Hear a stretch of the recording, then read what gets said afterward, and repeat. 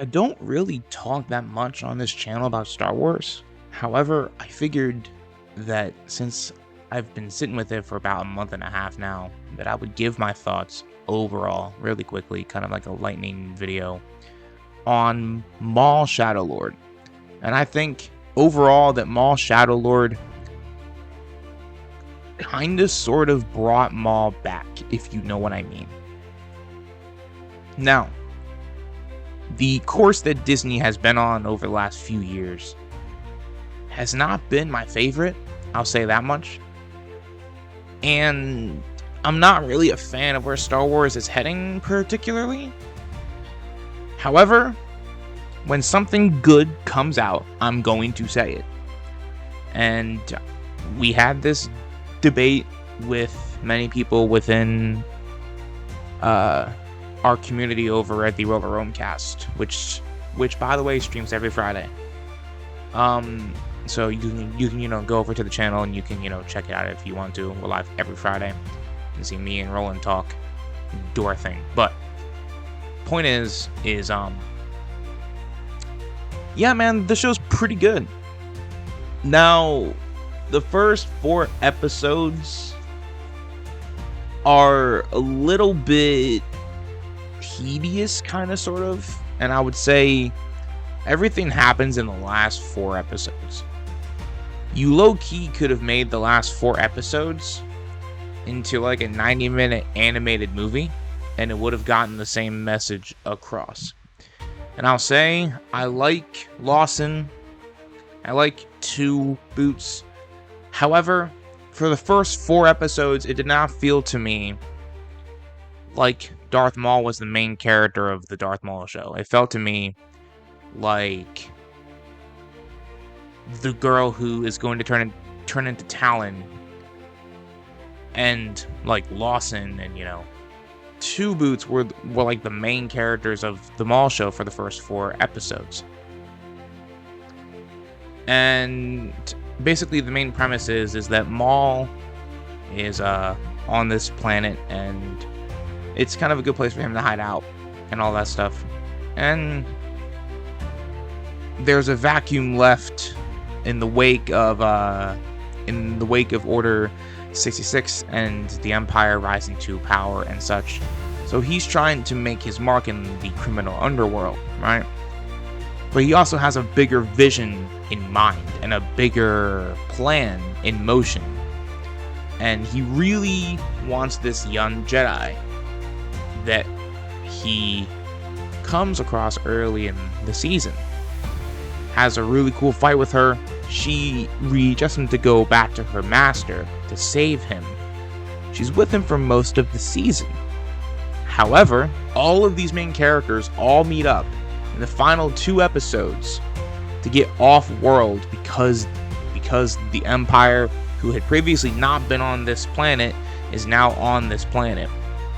And the Inquisitors, one of whom is Merrick, who is kind of Star Killer, but not. He has the name of Star Killer, and he dies, and Ahsoka turns into a fart cloud. You have the whole gist. Anyway, point is Merrick's here. There's another Inquisitor giving Maul and his syndicate some people to fight, some stakes, right? However, the show is picking up steam. Like, we see some great character stuff with Maul, seeing how and why he hates Palpatine and his new vengeance as to why he is doing what he is doing. Besides just being a crime boss, he wants to be the one to kill Palpatine.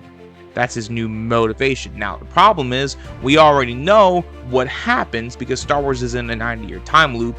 We already know what's going to happen to Maul unless they decide to retcon Rebels, which they might be doing. Because Roland and I have talked about this on our podcast, that Disney is looking to retcon all of their old stuff. So there is potential for Maul to get a new ending. However, they probably will not retcon the end of Rebels, which then is just giving Maul like it's giving him just something to strive for, so that we have a reason to care about seeing more stuff with Maul in it. However, Sam Witwer's acting is great on this show. I think he's fantastic. I think besides listen, he's always great as Maul, right? But some of the emotional stuff on this show is great. Humanizing Maul a little bit, making him a moral compass character, I could have done without, I'm not gonna lie to you guys. However, I appreciate the fact that Maul is, in the last 2 episodes especially, really given some more character growth. Is it exactly the direction that I want them to take it? No, it's not.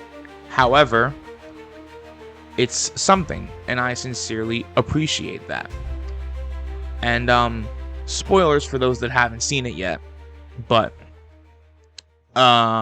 Darth Vader's in the final episode, and he kicks a whole lot of ass, has an epic fight with Maul and company, and Talon's Master, Maul pushes Talon's Master into Vader to kill him, and they barely escape. And basically at the end, Talon agrees to be trained by Maul, and we lead into season 2. So where do we go from here? Not really sure. I don't really know, if I'm being honest with you. However, I find it very, very interesting. Am I overwhelmingly excited for season 2? Not particularly, I won't lie to you guys. However, I think for a Star Wars show, it's the best one that we've gotten since Andor season 2.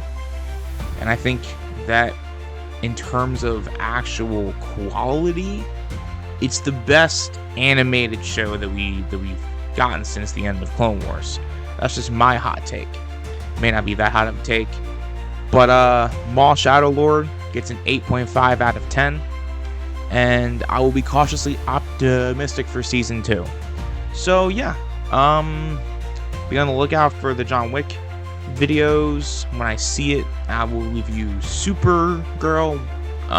Yeah, Spider-Man Brand New Day. Yeah, be on the lookout. I'll be back soon. I love y'all.